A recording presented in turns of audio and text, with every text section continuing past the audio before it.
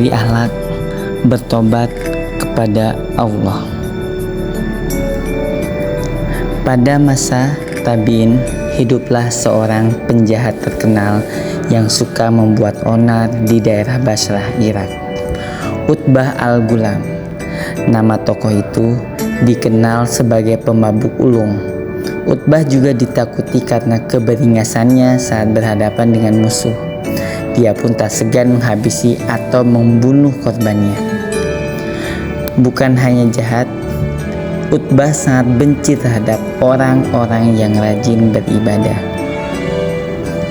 Hatinya geram setiap kali melihat orang-orang pergi ke masjid. Hingga suatu hari timbul rasa penasaran dari dalam diri Utbah untuk ikut mendengarkan apa yang disampaikan penceramah pada acara pengajian.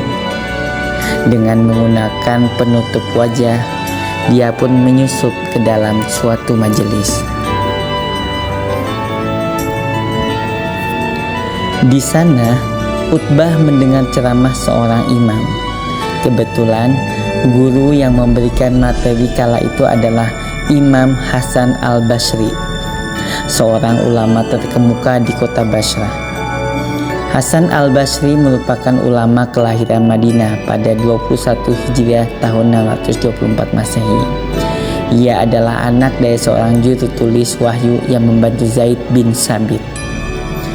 Dengan lembut, Imam Hasan menguraikan surat Al-Hadid ayat 16. Belumkah datang waktunya bagi orang-orang yang beriman untuk tunduk hati mereka mengingat Allah dan kepada kebenaran yang telah turun kepada mereka, dan janganlah mereka seperti orang-orang yang sebelumnya telah diturunkan Alkitab kepadanya. Kemudian berlalulah masa yang panjang atas mereka, lalu hati mereka menjadi keras, dan kebanyakan di antara mereka adalah orang-orang yang fasik.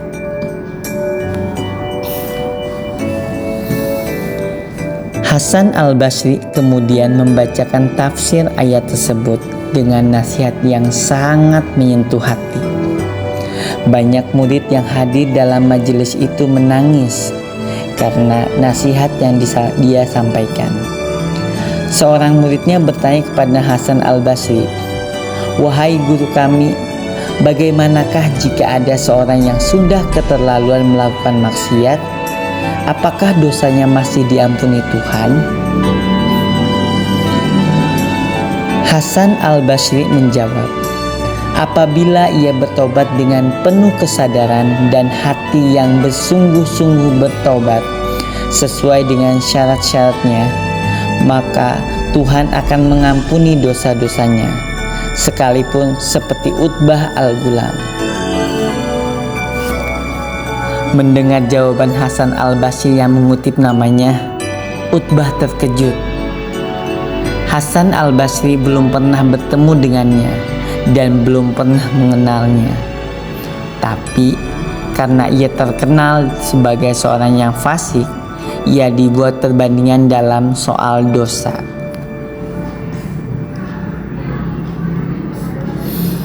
Rasa gundah Utbah kian menjadi. Dia kemudian bertanya, "Wahai orang yang bertakwa, apakah Allah Subhanahu wa Ta'ala akan menerima orang seperti saya yang fasik berdosa apabila bertobat kepadanya?" Hasan al-Basri menjawab, "Ya, Allah akan menerima tobat atas kefasikan dan dosamu." Mendengar itu, terguncanglah jiwa Utbah. Parasnya langsung berubah. Persendian di tubuhnya gemetar. "Ya Allah," teriaknya, kemudian pingsan. Ketika sadar, ia bertanya lagi pada Hasan al-Basri, "Ya Syekh, apakah Allah yang Maha Penyayang akan mengampuni dosa orang sepertiku yang laknat ini?" Hasan al-Basri kemudian menjawab, "Bukankah tiada yang menerima tobat seorang hamba yang jiwanya kosong selain Allah Subhanahu wa Ta'ala yang memaafkannya?" Orang itu kemudian mengangkat kepalanya dan berdoa, Ia mengajukan 3 permintaan kepada Allah Subhanahu wa Ta'ala. Pertama, ya Tuhanku, bila Engkau menerima tobatku dan Engkau ampuni dosaku, maka muliakanlah aku dengan pemahaman dan hafalan, sehingga aku dapat menghafalkan apa yang aku dengar dari ilmu dan Al-Quran. Lalu Utbah melanjutkan, kedua, ya Tuhanku, muliakanlah aku dengan suara yang bagus, sehingga setiap orang yang mendengar bacaanku semakin bertambah kasih dalam hatinya, meskipun hatinya keras bagai batu. Ketiga, Ilahi, muliakanlah aku dengan rizki yang halal dan berilah aku rizki dari segala arah yang tak terduga. Dengan izin Allah Subhanahu wa Ta'ala, semua permintaan pemuda itu terkabul. Bertambahlah pemahaman dan hafalan Al-Quran yang dikuasai Utbah. Tiap dia membacakan Al-Quran, banyak orang kemudian bertobat karena mendengar keindahan suaranya melantunkan ayat suci Al-Quran. Ia juga meletakkan makanan di depan rumah-rumah orang yang tidak mampu. Ia bersedekah hingga ajal menjemputnya. Amal yang ia berikan lewat makanan tidak pernah dia ceritakan kepada penduduk sekitar. Ketika Utbah wafat, orang-orang miskin tidak mendapati makanan di depan rumahnya. Barulah mereka menyadari Utbah yang selama ini meletakkan makanan di depan rumah mereka.